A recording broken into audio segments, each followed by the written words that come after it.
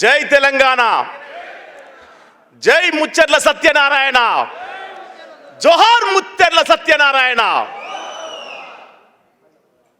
తెలంగాణలో అన్యాయాన్ని ఎదిరించడానికి 1,00,000 మంది ఉంటే ఆ 1,00,000 మందిలో అతడు ఉంటాడు.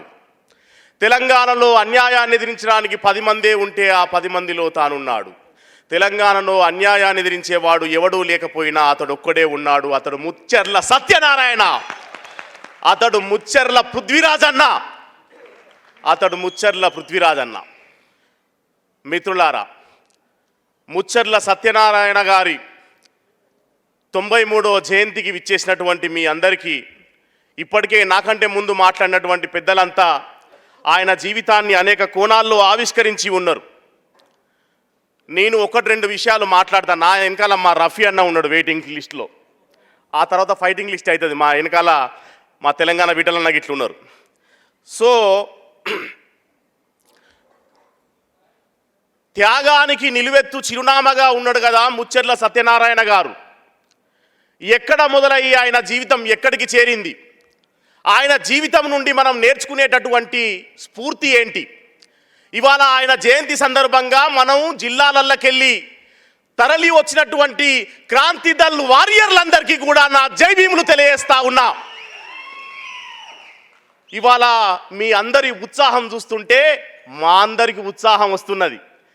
వాస్తవానికి జయశంకర్ గారు ఒక మాట చెప్పిండు, నడుస్తున్న ఉద్యమం వల్ల అందరూ ప్రభావితమవుతారు, నడుస్తున్న ఉద్యమం వల్ల అందరూ ప్రభావితమవుతారు, కానీ నడుస్తున్న ఉద్యమాన్ని కొందరే ప్రభావితం చేస్తారు అనేటటువంటి మాట ఆయన అనుకొచ్చిండు.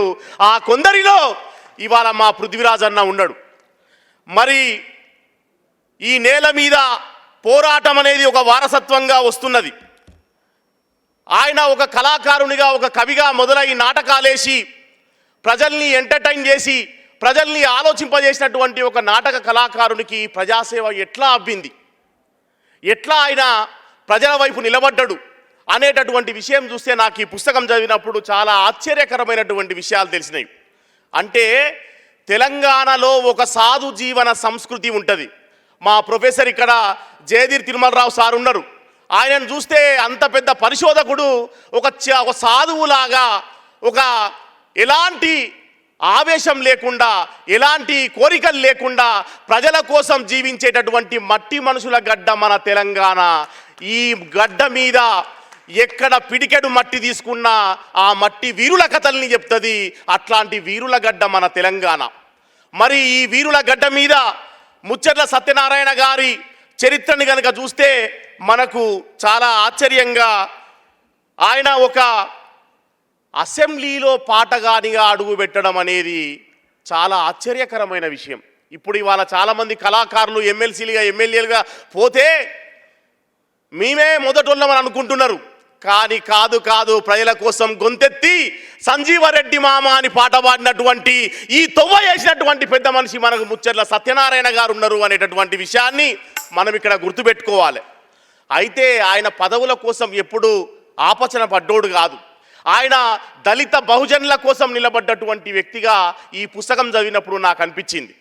ముచ్చర్ల సత్యనారాయణ గారు ఎమ్మెల్యే కాకముందు, మినిస్టర్ కాకముందు ఒక సర్పంచ్గా ఉన్నాడు అని ఇప్పటిదాకా పెద్దలు చెప్పింది కదా. ఆ సర్పంచ్గా ఉన్నప్పుడు ఆయన చేసిన పని ఏందయ్యా అంటే, ఒకరోజు గవర్నమెంట్ స్కూలుకు పోయిండట.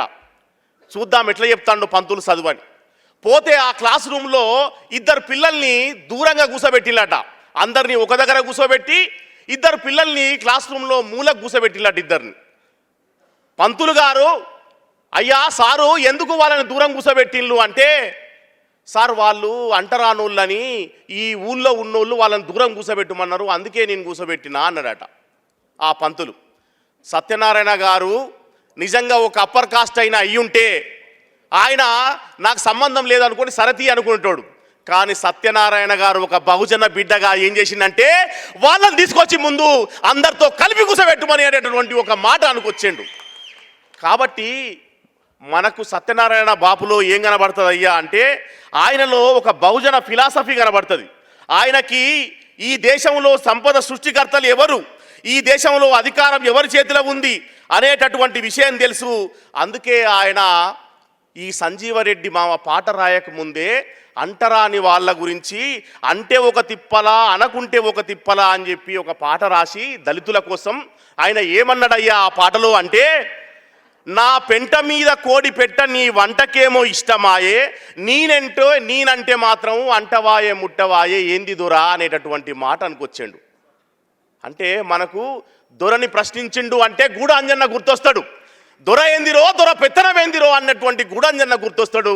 అంతకంటే ముందు ఈ దొరల ఆధిపత్యాన్ని ప్రశ్నించిన వాడు మన ముచ్చర్ల సత్యనారాయణ బాబు. అట్లాంటి ముచ్చర్ల సత్యనారాయణ బాబుకి బహుజనవాదం మీద ఒక అచంచలమైనటువంటి విశ్వాసం ఉన్నది. అంటే రాజకీయాల్ని అర్థం చేసుకోవడానికి ఈ దేశంలో ఎవరికి అధికారం ఉన్నది, ఎవరు పాలితులుగా ఉన్నారు అనేటటువంటి విషయం పట్ల ఆయనకి ఒక రాజకీయ స్పష్టత ఉన్నది.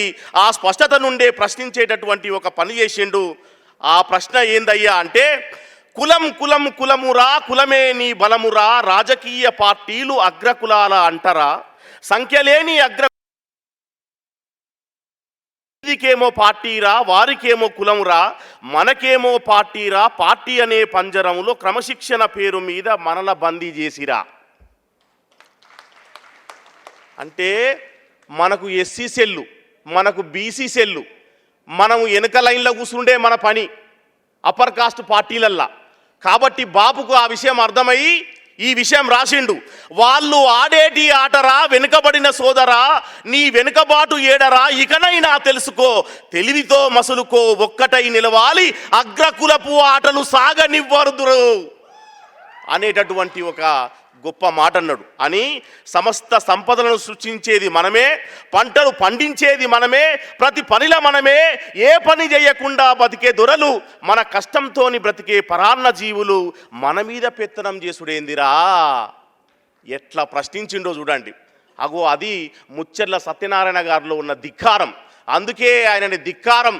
మా చందు సార్ ఒకసారి గట్టిగా చప్పట్లు కొట్టండి. చందు సార్ ఈ పుస్తకం రాసినందుకు మా అభిమాన రచయిత, మాలాంటి యువ రచయితలందరికీ చాలా ఇన్స్పిరేషన్, స్ఫూర్తి అయినటువంటి పి చందు గారు నిజంగా ధిక్కార కిరటాన్ని మళ్ళొకసారి బతికించేటటువంటి పని చేసిండు.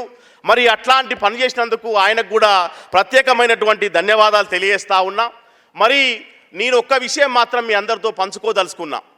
ఎందుకు ముచ్చర్ల సత్యనారాయణ గారిని మర్చిపోయిండ్లు, ఎందుకు ఆయనని తెలంగాణ ఉద్యమంలో గుర్తించాల్సినంతగా గుర్తించలేదు, ఆయనకు రావాల్సినంత పేరు రాకుండా పోవడానికి కారణమేంది? ఈ ఒక్క విషయం మీ అందరితో నేను మాట్లాడాలనుకుంటున్నా. ఒక ఆఫ్రికా రచయిత ఏమన్నాడు అంటే, సింహాలు తమ చరిత్రను తాము చెప్పుకోనంత కాలం, సింహాలు తమ చరిత్రను తాము చెప్పుకోనంత కాలం వేటగాళ్ళు చెప్పిందే చరిత్ర అవుతుంది అనేటటువంటి మాట అన్నాడు. ఆ వేటగాళ్ళు ఎవరు? ఆ చరిత్ర రాసినటువంటి వేటగాళ్ళు మన బహుజనులకు అక్కడ స్థానం లేకుండా చేసిర్రు. కాబట్టే ఇవాళ చరిత్రలో మనకి దక్కాల్సినటువంటి స్థానం దక్కకుండా పోయింది అనేటటువంటి విషయాన్ని ఇక్కడ మనం గుర్తుపెట్టుకోవాలి. ఎందుకు ట్యాంకు బండి మీద ముచ్చర్ల సత్యనారాయణ గారి విగ్రహం పెట్టద్దు? పెట్టాలా వద్దా? గట్టిగా సపట్లు కొట్టి చెప్పండి, పెట్టాలా వద్దా? మరి ముచ్చర్ల సత్యనారాయణ గారి విగ్రహం ఈ తెలంగాణ గడ్డ మీద ప్రతి జిల్లాలో, ప్రతి ఊర్లో ఉండాల్సినటువంటి అవసరం ఉన్నది. ఆయన సాహిత్యం మీద సమగ్రంగా అనేక పరిశోధనలు మా పృథ్వన్న చెప్పిండు. కాకతీయ యూనివర్సిటీలో ఒక పరిశోధన జరిగింది అన్నా అనేటటువంటి మాట చెప్పిండు. కానీ నేనంటున్నా, ఇక్కడి నుండి ఢిల్లీ దాకా, అమెరికా దాకా దీని మీద పరిశోధనలు జరుగుతాయి తప్పకుండా. అట్లాంటి ధిక్కార గొంతుక మన ముచ్చర్ల సత్యనారాయణ బాబు అనేటటువంటి విషయాన్ని తెలియజేస్తా ఉన్నా. మరి పృథ్వన్న గురించి కూడా ఒక మాట చెప్పాలి. నేను హైదరాబాద్ సెంట్రల్ యూనివర్సిటీలో తెలంగాణ ఉద్యమ పాటల మీద పిహెచ్డి చేసిన. ఆ సందర్భంగా ముచ్చర్ల సత్యనారాయణ గారి పాటల్ని కూడా నా పిహెచ్డి గ్రంథంలో మెన్షన్ చేసిన. ఈ పుస్తకం వచ్చిన సందర్భంగా విస్మృత ప్రజావాగ్గేయకారుడు ముచ్చర్ల సత్యనారాయణ గారు అని ఒక పత్రికకి వ్యాసం రాసి పంపిస్తే, బాపు ఫోటో కూడా ఆ పత్రికకు పంపిస్తే అందులో పృథ్వీరాజన్న కూడా ఉంటే, ఆ పత్రిక సంపాదకుడు నాకు ఫోన్ చేసి, ఈ ముచ్చర్ల సత్యనారాయణ గారు ఒక లెజెండ్ కదా, లెజెండ్ పక్కన పృథ్వీరాజ్ ఎందుకు ఉన్నాడు అని అడిగిండు. నాకు చాలా ఆశ్చర్యం అనిపించింది. ఎందుకు అంటే ముచ్చర్ల సత్యనారాయణ గారి కుమారుడే పృథ్వీరాజు అనేటటువంటి విషయం ఇవాళ మీడియాకే తెలియకుండా ఉన్నది. సొంత కాళ్ళ మీద ఎదిగినటువంటి నాయకుడిగా ఇవాళ పృథ్వీరాజ్ అన్న గారిని చూడాలి. చాలామంది రాజకీయ నాయకుల కొడుకులు ఎట్లా ఉంటారంటే ఆస్తుల్ని కాపాడనీకి, అంతస్తుల్ని కాపాడనీకి, అవినీతిని కాపాడనీకి వాళ్ళు వారసులుగా తయారవుతారు. కానీ పృథ్వీరాజ్ అన్న ముచ్చర్ల సత్యనారాయణ త్యాగాన్ని కాపాడనీకి ఇవాళ నాయకుడైండు అనేటటువంటి విషయాన్ని మనం గుర్తుపెట్టుకోవాలి. మరి ఇట్లాంటి త్యాగశీలురైనటువంటి బిడ్డల యొక్క త్యాగాల పునాదుల మీద 1300 మంది బిడ్డలు చచ్చిపోతే తెలంగాణ వచ్చింది. తెలంగాణ వచ్చినాక ఏం జరిగింది అంటే అగ్రవర్ణాల నుండి అగ్రవర్ణాలకు అధికారం బదలాయింపు జరిగింది. ఆంధ్ర అగ్రవర్ణాల నుండి తెలంగాణ అగ్రవర్ణాలకు అధికార బదలాయింపు జరిగింది తప్ప 93% ఉన్నటువంటి ఎస్సీ ఎస్టీ బీసీ మైనార్టీలకు దక్కింది మాత్రం ఏమీ లేదు అనేటటువంటి విషయాన్ని మనం ఇక్కడ గుర్తుపెట్టుకోవాలి. మీ అందరూ ఒక ప్రత్యామ్నాయం రావాల్సి ఉన్నది అన్నప్పుడు అలా చప్పట్లు కొడుతుంటే నాకు చాలా సంతోషం అనిపిస్తూ ఉన్నది. అందరి మనసుల్లో ఒక అగ్నికీల రగులుతా ఉన్నది అనేటటువంటి విషయాన్ని కూడా ఈ సందర్భంగా గుర్తు చేస్తూ ఉన్నాం. కాబట్టి ఇవాళ పృథ్వీరాజ్ అన్న చాలా ఆశా కిరణంలాగా కనబడతా ఉన్నాడు.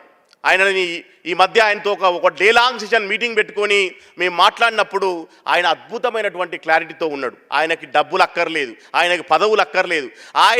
ఆయనే కాదు, ఈ వేదిక మీద ఉన్నటువంటి పెద్దలు వినాయక్ రెడ్డి సార్ దగ్గర మొదలుపెట్టి మా ధరువంజన్న దాకా, మా గిద్దరం నర్సయ్య దాకా, మా యోచనన్న దాకా వీళ్ళంతా కూడా తెలంగాణని కాపాడుకోవడం ఒక్కటి మాత్రమే మాకు కావాలి తప్ప ఇంకా వేరే ఏమి అవసరం లేదు అనేటటువంటి ఒక త్యాగ బుద్ధితోటి ఇక్కడ ఉన్నారు. వీళ్ళంతా ముచ్చర్ల సత్యనారాయణ గారి వారసులు అనేటటువంటి విషయాన్ని నేను మీకు తెలియజేస్తా ఉన్నా మిత్రులారా. కాబట్టి ఇట్లాంటి ఆయన జీవితం ఎంత సాదాసీదాగా గడిచిందంటే, ఒక మినిస్టర్గా ఎమ్మెల్యేగా ఆయన హైదరాబాద్కు వస్తే ఎన్టీ రామారావుని కలవాలి అని చెప్పేసి అంటే ఒక ముతుక అంగి వేసుకొని వచ్చినట్ట, మామూలు అంగి వేసుకొని వస్తే ఆ పక్కనున్న వాళ్ళు అన్నారట, ఎన్టీ రామారావుని కలుస్తున్నాం కదా సత్యన్న, జర నీ గెటప్ మార్చరాదే, జర మంచంగి వేసుకోరాదు ఏదన్నా అన్నారట. అంటే ఆయన అన్నాడట, ఎందుకు ఇప్పుడు అంగి మార్చుకున్నాడు? మనమేమన్నా నటులమా? మనమేమన్నా ఏషాలు వేయనీకి వచ్చినామా? నాటకం వేయనీకి వచ్చినామా? మనం ప్రజల మనుషులం కదా, గిట్టే ఉండాలి అన్నాడట. అగో అది ముచ్చర్ల సత్యనారాయణ నా గొప్పతనం. అట్లాంటి ఒక సింప్లిసిటీ. ఇంకా గమ్మత్ ఏంటంటే మన మినిస్టర్లు, మన ముఖ్యమంత్రులు ఇవాళ దొరకరు. కానీ ముచ్చర్ల సత్యనారాయణ గారు ఎంత అద్భుతమైన మనిషి అంటే ఆర్టీసీ బస్సుల్లోనే తిరిగిండు ఒక మినిస్టర్గా ఉండి కూడా. ఎవరి వలన అవుతుందా ఇవాళ భారతదేశంలో? కేవలం ఒకే ఒక ముచ్చర్ల వల్ల మాత్రమే అయింది అనేటటువంటి విషయాన్ని మనం గుర్తుపెట్టుకోవాలి. ఒక రవాణా శాఖ మంత్రిగా ఉండి తన ఇల్లు చాలా చిన్నగా ఉంటే జనాలందరూ ఇంటికి వస్తే ఇల్లు సరిపోదని గెస్ట్ హౌస్లే వండుకొని గెస్ట్ హౌస్లే తిని ఉంటే పృథ్వీ అన్న వాళ్ళ అమ్మ పోయి, అయ్యా నువ్వు ఇంటికి వస్తలేవు ఎందుకు అని అడిగిందట. అంటే ఏం లేదు, నాకు బాధ్యత ఇచ్చిళ్ళు మంత్రి అని, కాబట్టి నేను ఇక్కడనే ఉండాల్సి వస్తున్నది. అంటే మరి ఎట్లా, నేను వండిన తిండి తినక చాలా రోజులైంది కదా. అంటే ఒక పని చెయ్యి, అన్నం గిన్నెలు కూర అంతా ఇడి పట్టుకొని రా, ఈయనే కూర్చొని తిందామన్నాడట. That is Mucharla, that is Mucharla. ఎంతకాలం జీవించామన్నది కాదు, ఎంతకాలం జీవించామన్నది కాదు, ఎట్లా జీవించామన్నదే ముఖ్యం అనేటటువంటి బతుకు చూపెట్టిండు ముచ్చర్ల సత్యనారాయణ గారు. కాబట్టి అట్లాంటి త్యాగమయులు పుట్టినటువంటి నేల మీద ఇవాళ తెలంగాణ లూటిపోవడానికి ఒప్పుకోవడానికి మనం సిద్ధంగా లేము అనేటటువంటి విషయాన్ని కూడా ఇక్కడి నుండి ప్రకటించాల్సినటువంటి అవసరం ఉన్నది. మరి తెలంగాణలో మన బహుజనులకి జరిగినటువంటి అన్యాయం చాలా పెద్ద మొత్తంలో ఉన్నది. మన బహుజనుల విగ్రహాలు ట్యాంకు బండి మీద ఎన్నున్నాయి అనేటటువంటి విషయాన్ని కూడా ఆలోచించాలి. ఇవాళ బాలసుబ్రహ్మణ్యం విగ్రహం తీసుకొచ్చి పెట్టిండ్లు. అసలు వాస్తవానికి పెట్టాలంటే ఇక్కడ గద్దరన్న విగ్రహం పెట్టాలి ఈ రవీంద్ర భారతి ముందట. పాటకు నిలువెత్తు శాశ్వత చిరునామాగా నిలబడ్డటువంటి ప్రజాయుద్ధ నౌక గద్దరన్న విగ్రహం ఇక్కడ పెట్టాల్సినటువంటి అవసరం ఉన్నది. ఒక బండి యాదగిరి విగ్రహం పెట్టాలి, ఒక గూడ అంజన్న విగ్రహం పెట్టాలి, ఒక ప్రజాకవి అందశ్రీ విగ్రహం పెట్టాల్సినటువంటి అవసరం ఉన్నది. ఇక్కడ ఒక నిసార్ విగ్రహం పెట్టాలి.